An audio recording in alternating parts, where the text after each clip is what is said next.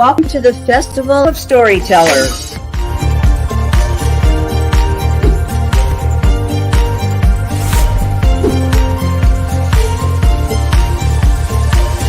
I thank everybody that's involved with this process because we know writers need readers and writers need publishers.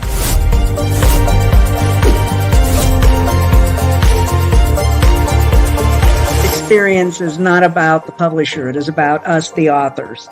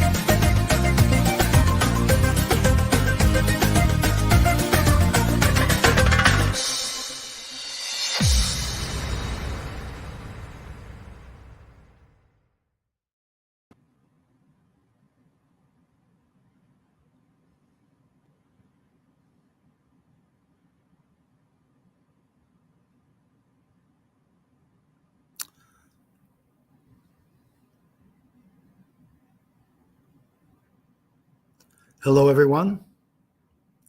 My name is Gorman John Ruggiero. I'm the author of 30 Plays for Child Actors.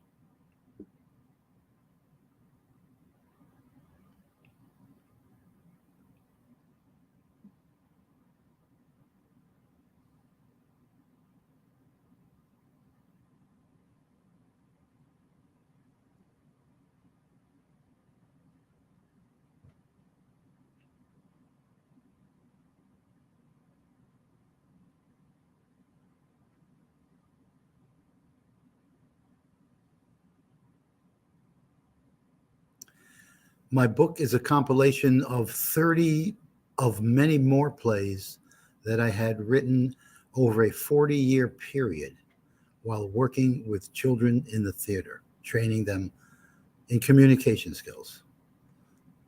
I started training actors in 1981. I realized that the children I was working with could not learn the techniques of acting because they didn't have the fundamental communication skills they would need to advance onto learning the acting craft itself. So I began to modify acting techniques to meet their needs, to bridge those gaps between their level of communication skills and the communication skills needed to actually express themselves as a performer, an actor, a dancer, a singer. So using techniques based on physical, emotional, and intellectual expression, I started training actors for many, many years. Many of those actors have gone on to have great careers in film and television and the stage. Some of them have become doctors and psychologists and medical doctors and teachers and business people and business owners. And they all point back to their work in the theater as one of the most important facets of their career in terms of being able to communicate professionally and personally with their peers.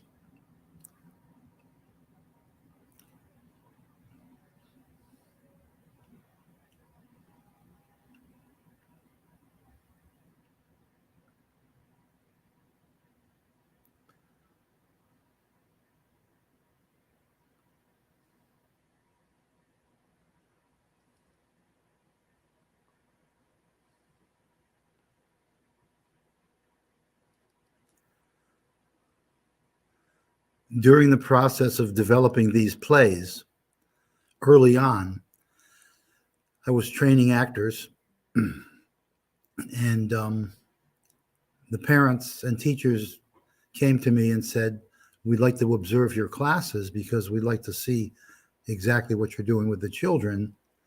And I was a little alarmed, but they said, "No, it's actually, we're curious to know why the children are behaving better in class, while they're following the protocols of class better, while they're more attentive to their teacher, while they're having dialogues and conversations they could not have before." So people began to observe my classes. And that's when I became interested in psychology, because obviously there was something in the work that was beneficial to children in terms of communication skills. Thank you, Andrew. I would love to be able to. I do also train people to teach young actors. I spent a lot of years, in the last 7 years, I've been in China 3 to 6 months a year training teachers to train child actors. And we're going to start a program in this country soon, but that's where the work was for me in terms of training. They want to learn how to train child actors. So I also began working with children on the autism spectrum in the early 80s, well before autism was actually being diagnosed. What would happen was the teachers and the principal of the schools would say, "Look, can you work with what they called problem children," quote unquote. And I said, "Well, I don't know. Send them in. There's got nothing to lose." Well, the work I did with those children, I never had a problem with them. They came into the class. They were a little unusual. And I just started working with them the way I would work with any other child: patience, direction, redirection. And those children on the autism spectrum, which I found out later in the 90s that those children were actually autistic. Looking back at the work I did in the early 80s, I realized they were autistic, and I started working in mental health clinics after that. How long have I been teaching children? I've been teaching children since 1976, formally from 1980 on. And then in the 90s, I began working as a psychologist, training special education teachers, training teachers, doctors, lawyers, how to deal with children on the autism spectrum, as well as communicate with children who were going through some kind of either a legal process or a dispute with a school process, and a variety of other things children normally have to deal with when they're in trouble. Especially in Philadelphia, I worked in all 3 community centers, and dealing with troubled youth there, all these techniques came in handy very, very often.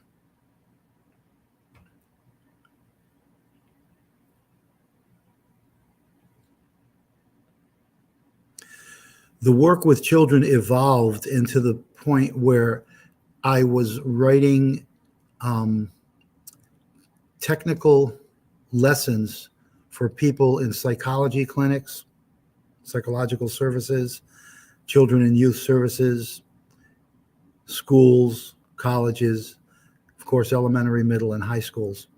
And I began a training program for special education teachers on how to work with their children, specifically autistic children, and also children who are nonverbal. Right now, I'm working with 2 nonverbal children, teaching them communication skills.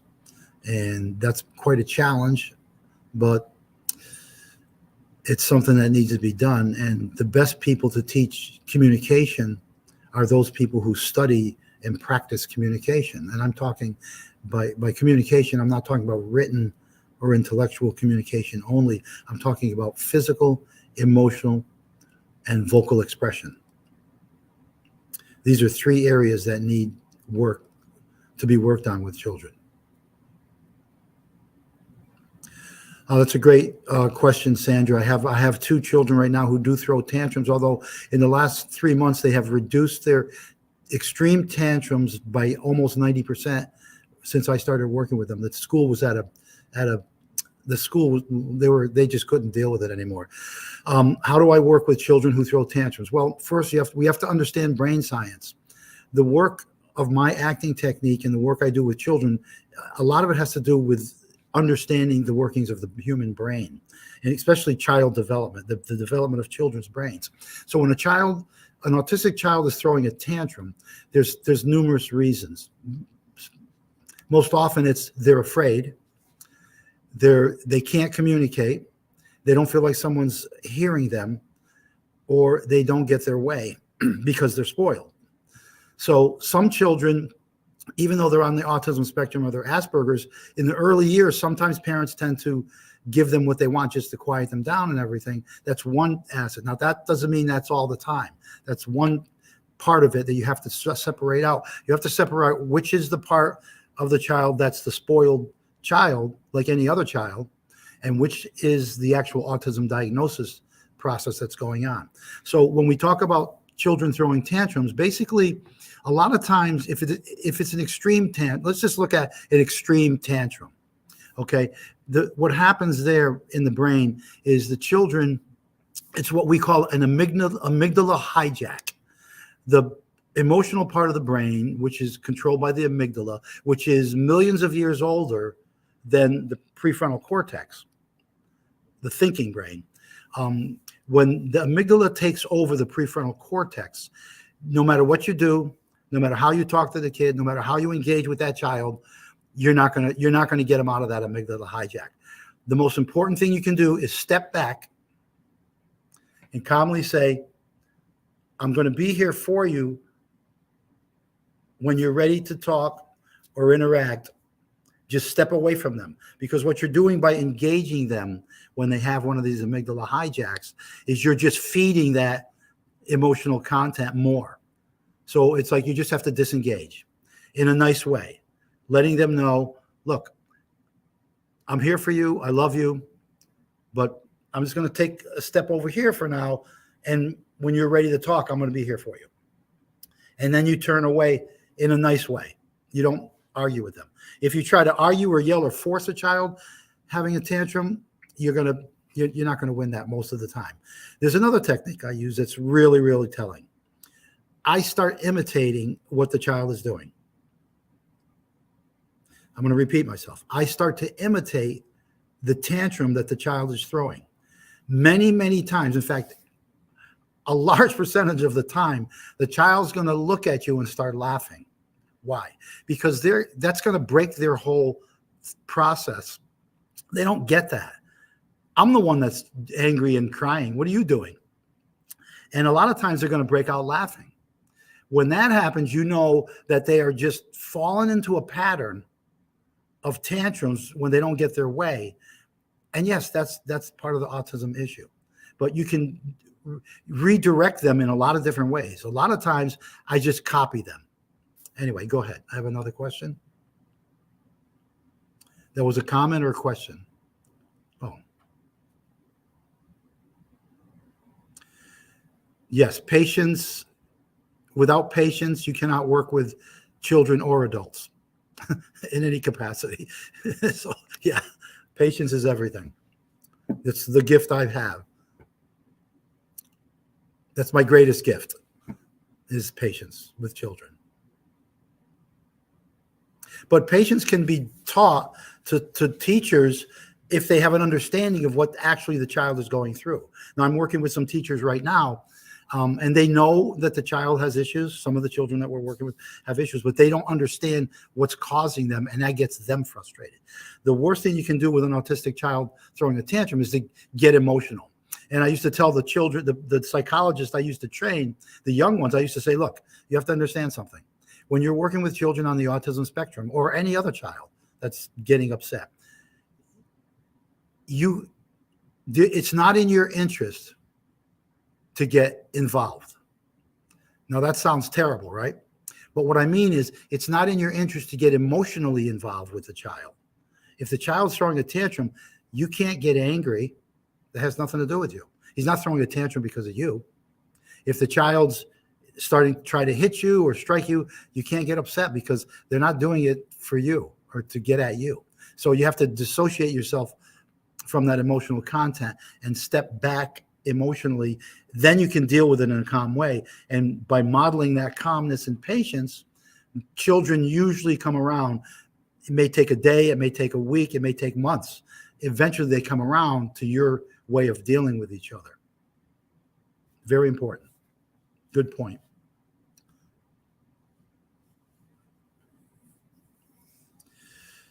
How old are your children, Dylan? I have a son named Dylan. My youngest son is named Dylan. How old are your children?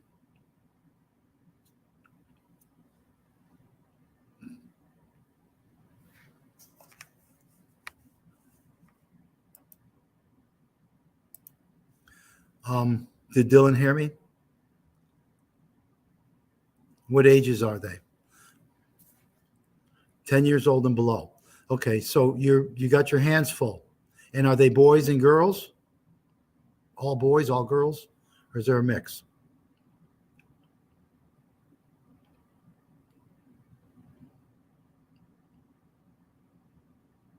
So what I suggest when you're having children who throw tantrums is you have to understand there's something we're doing in the modern era that is not good for children. And I'm not saying you're doing this. I'm just going to start with 3 boys and a girl. Okay. So I'm going to start with this, and I'm going to tell you frankly, as a psychologist and a man who's been working with children for over 45 years, children need boundaries. Children feel safe when there's boundaries. A lot of parents, and I don't know if this is your situation or not, Dylan, but children need boundaries, and they will be grateful for you to make sure they stay within those boundaries. Now, if you have a child who's tantruming or throwing fits on a regular basis, it's going to be a little harder to change them than a child who's brought up from the early ages with boundaries. So you're going to say, parents will say to me, well, if I don't give him what he wants, he tears the room apart. Whose room? Well, he goes in my office and tears my office. Put a lock on your office. He'll throw a tantrum. Okay. He can throw a tantrum outside the office and he won't ruin your office. If he wants to trash his own bedroom, he can live in it. I mean, it's not important for his room to be in order if it gives you any kind of relief from tantrums. If you want to throw a tantrum, go to your room, throw your tantrum there. And when you can't find something you need, you can call me and I'll help you get it. A lot of times children are over-involved in, a lot of my work was developed with the point of teaching children how to deal with interpersonal communication skills away from a screen, away from a cell phone. So here's what I recommend to parents most of the time. How many hours a day or a week does your child spend in front of a screen? This is what I used to ask all the parents that I worked with whose children were on the spectrum or had other special needs. And they were shocked at the amount of time their children were spending in front of these screens. Now, there's 2 points here. One, they don't know for sure. So when you say, okay, add cell phone, computer, even if they're doing homework, it's still in front of a screen. How much in school, how much when they come home and watch TV, how much are they playing games on video, all that adds up. And what that does, that screen time changes the function of the brain immediately. Everybody who's watching me right now, including me, our brains have all changed significantly with this interaction. Now, I can't see any of you, but because of your questions, and I know you're there, all of our brains have changed because the newest brain function knowledge is based on that the brain is like a rainforest. It just keeps growing. If something happens, if a tree falls down, the weeds grow a different way. Yes. All right, Andrew Pierce. I only allow my kids an hour using smartphone every weekend. Good for you. They will thank you in the future. And it's important to see, for any parent that's listening or any teacher that's listening to me, figure out how you can get parents to figure out how long they're on these screens. Because I would have parents say, they added up, and I'd say, well, okay, what about this? What about that? What about that? And I go down the list, and then at the end of the conversation, they're like, oh my God, that's 30 hours a week. I said, your son could be making a fortune at a full-time job doing 30 hours a week.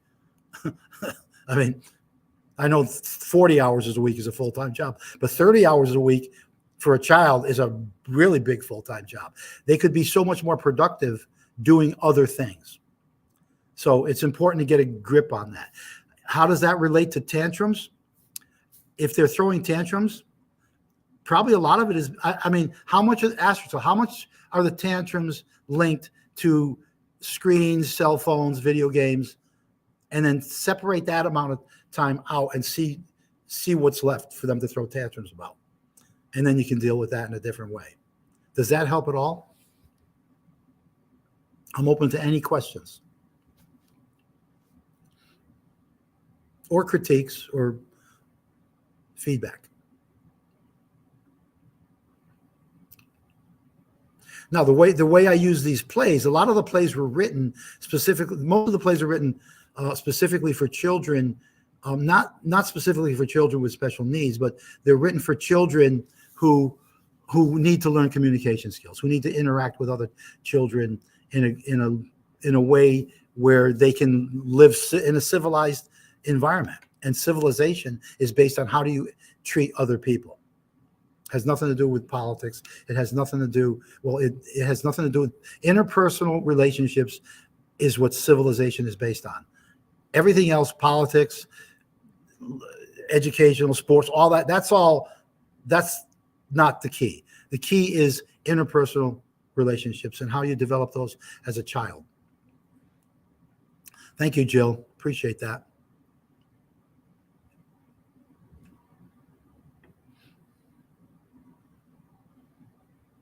So as I was saying, you can interrupt me anytime.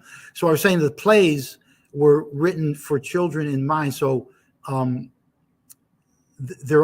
of them are mythology, fairy tales, folk tales. Some are original stories, and some are musicals, original. And they all have a value or lesson that children can understand that I'm trying to teach them going through the process of developing their characters and running through the story. So when they finish the play, you can grill them for an hour if you want, and they will tell you everything they learned about that play and how a lot of it's going to revolve around how they treat each other and what they learned about how they treat each other.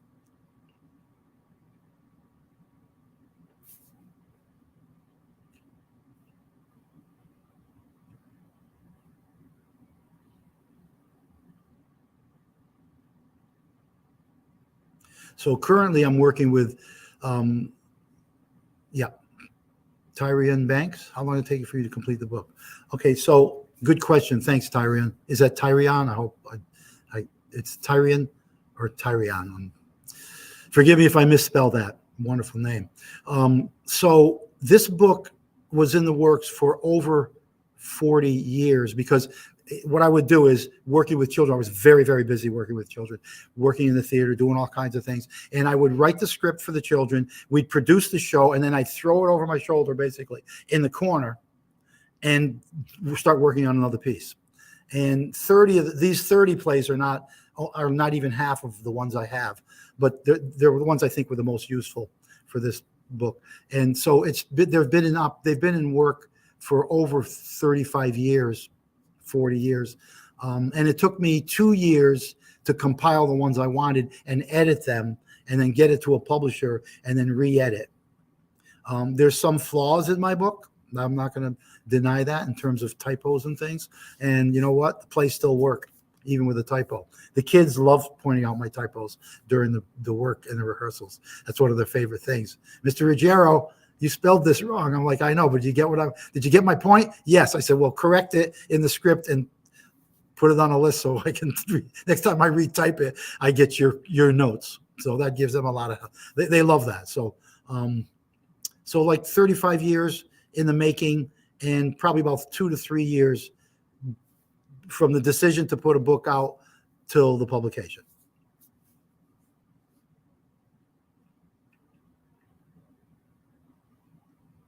So the other thing I love about the work that I've done, all right, Tyrion. Wow, looks really helpful for parents because children will know things that you can imagine. Yes, well, here, Tyron, great point. So I'm going to tell you what I did with my kids. So let me tell you a quick story. I don't know how much time I have left here. Let me see. Okay, I'm almost done. But let me tell you a quick story about that and then a point. So in 1982, I was walking through a park after an acting class I started for children when I first began working with children. And there was this little group of children huddled around another child. And it looked really weird. I never saw anything like that. They looked like they were examining. I thought maybe they picked up a bug or a dead bird or something that kids would go around.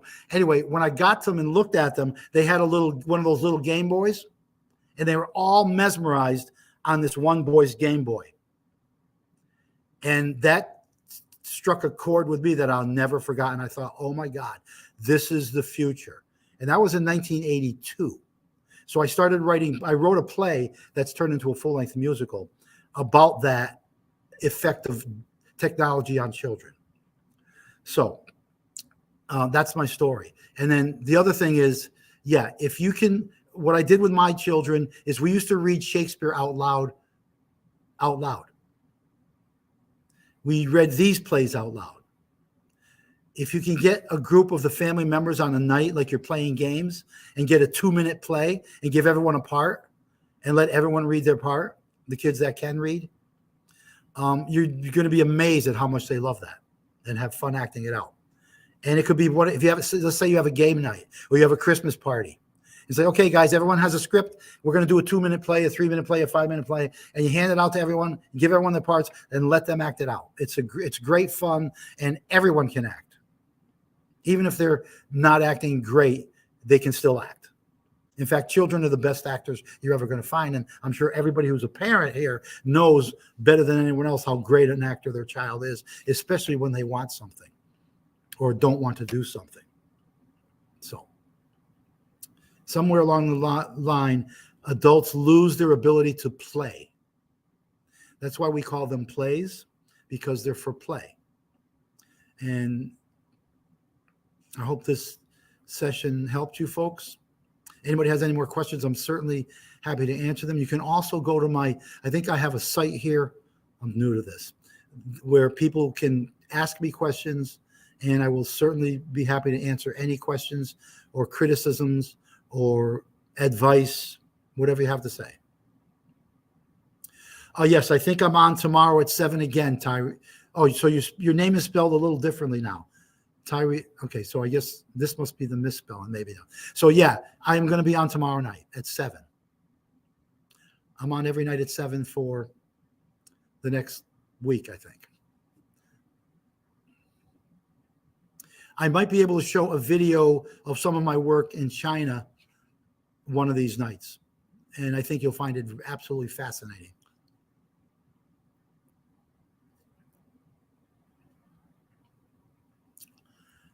So if anyone has any other questions, I'll be happy to answer them. There's so much to talk about. Now, another thing I tell parents is nobody knows your child better than you. So if there's parents out there dealing with children who thanks, Tyrion. I appreciate that. Definitely look forward to it. If you have any issues in school or with other people, with your child, remember, you're the advocate for your child. No one's a better advocate for your child than you. Keep that in mind. And I have advocated for many children over the years.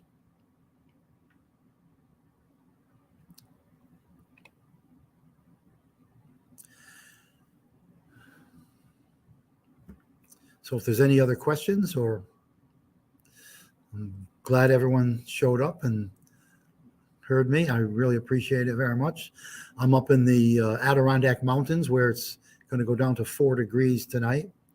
I'm not relishing that.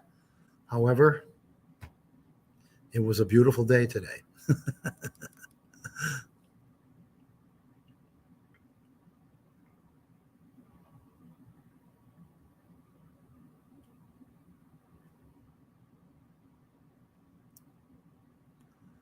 Thanks, Tyrion. I appreciate that. Yes, it's a great event.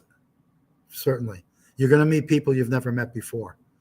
I've been gone through the different authors. They're very, very unusual, salt of the earth people, most of them.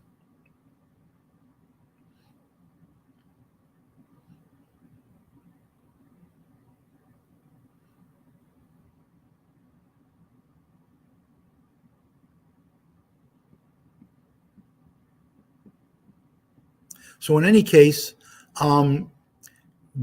purchase my book. There's a lot of 2, 4, 6, 8, 10, 12, 15-minute plays you could read with your family.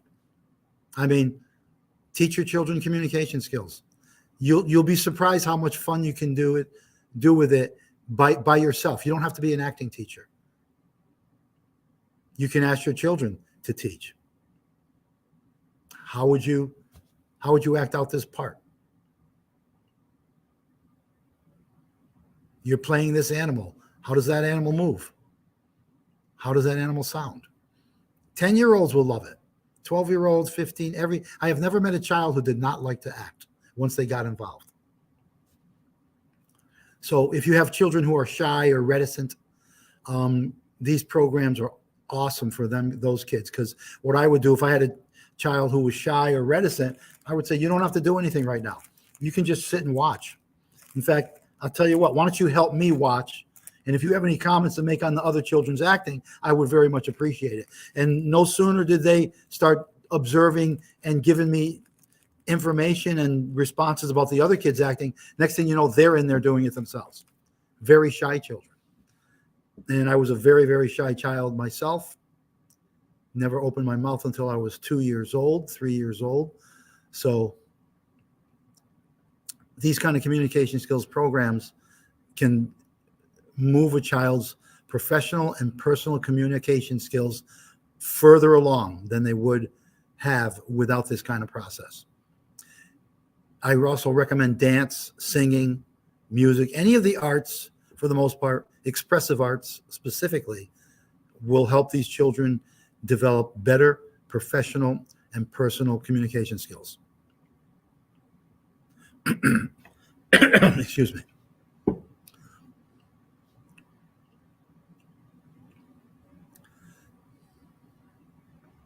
So what else can I tell you?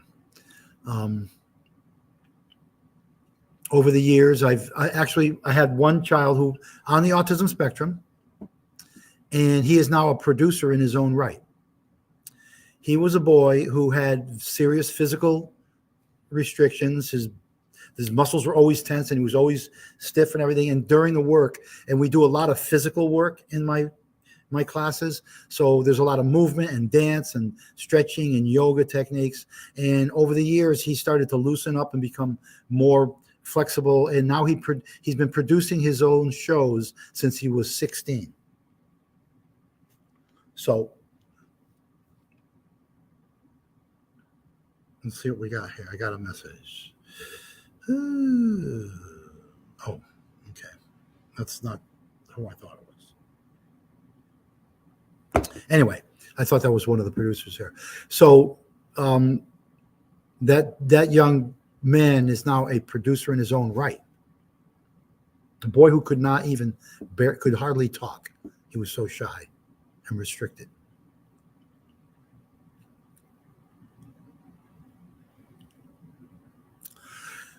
Reginald McBride. Hello, Mr. Ruggiero. What are the challenges that you find to be the most difficult when training child actors? Well, that's pretty easy. My biggest challenge is when the parents don't understand what we're doing. See, when parents are always allowed to watch my classes, and this is from the very beginning. I've always had parents and teachers in my classes. So the parents would watch me work, and a lot of the parents would say, they're getting a little wild. I think you need to calm this down. And I'm like, that's not wild. That's play. They're playing. Well, I think they're getting a little out of control. I'm like, they're in perfect control. That's one of the issues I deal with parents. And after a couple of classes of them observing, the parents are like, wow, actually, That's pretty much the kids are in control of themselves. The whole point is to get children to be in control of their own bodies. So I do a lot of physical work and emotional content work with the parents, where the kids are actually, sometimes the kids are screaming and yelling and jumping around, and that gets a lot of parents upset, especially in large groups. But that's one of the challenges. In terms of having challenges with the children, the biggest challenge I have with children is when I'm dealing with children with special needs who are extremely angry and potentially violent. That's a challenge. We have to take that to a different place. Those children, I've only had 2 kids over 30, 40 years where I had to actually remove them from the class, put them in a private situation for a couple of months, and then they would come back. And they came back. So those are 2 challenges. But for the most part, I enjoy it so much. Besides the jumping around and me getting tired jumping around and moving around, I'm on my feet with the children. There's no seats in my classrooms. There's only seats for the parents. The children sit on the floor, I sit on the floor, and we're always moving though. There's never any, so that might be considered a challenge. I hope that answers your question.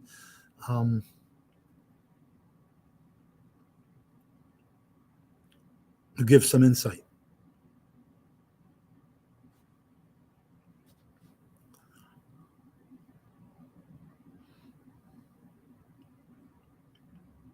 So I started working with mental health clinics in the Philadelphia area, and I became an advocate for these children, and I was doing groups of children on the spectrum in communication skills and acting, and they would produce a little show, 2 to 5 to 10 minutes at the end of 10 weeks. And then I started getting groups of attorneys and psychologists and college professors who were teaching, special needs to college students and brain function, and they would all come and listen to my presentations. So if anyone's interested in the presentation on how I work with these children, how my plays work with these children, you can certainly contact me. They're very exciting, short, brief, exciting presentations.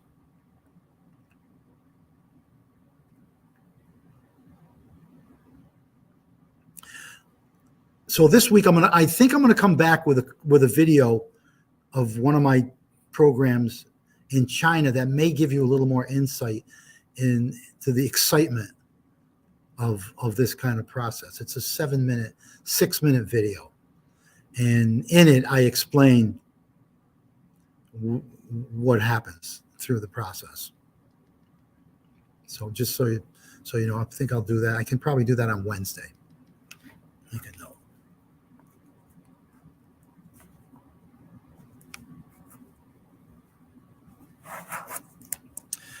Any other questions, comments, advice, or just observations? I'm always open to anything. In fact, that's what I tell the children. When they're working on a scene, I'm like, okay, before we begin again, any comments, questions, advice, observations? And they're like, in the beginning, they're shocked. I'm like, yeah, I'm asking you. You're asking us for advice. I'm like, if you have any, it's always good. Much of the time, the creative process with children, 30% or more of the creative things you see on the stage in my performances came right out of the children's minds and hearts. And a lot of the physical work, creative physical work, they created themselves.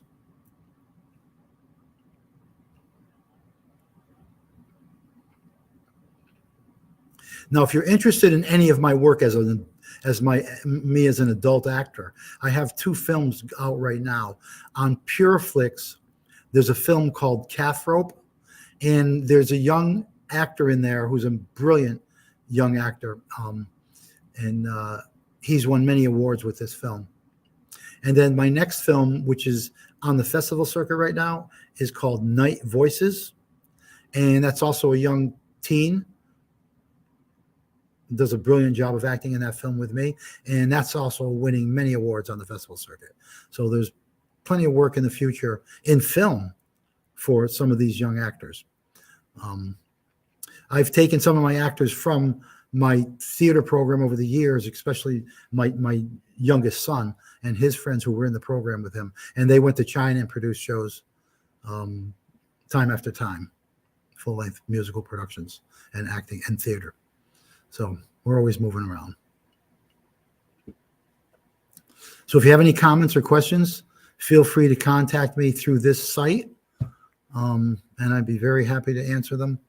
I will take the time. I'm very, very busy working with children right now, and I'm working on another film and doing a couple other small projects, but I will get back to any questions or requests as fast as I can.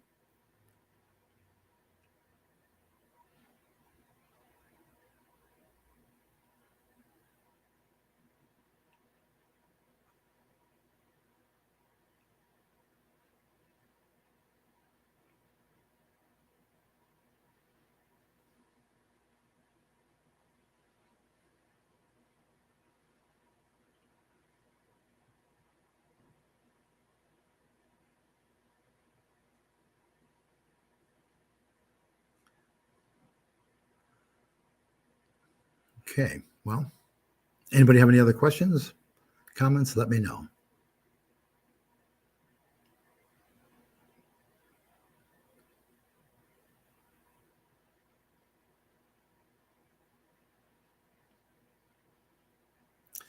Enjoy my book, 30 Plays for Child Actors. And again, like I said, very, very great fun. Get the family together and read the parts out loud.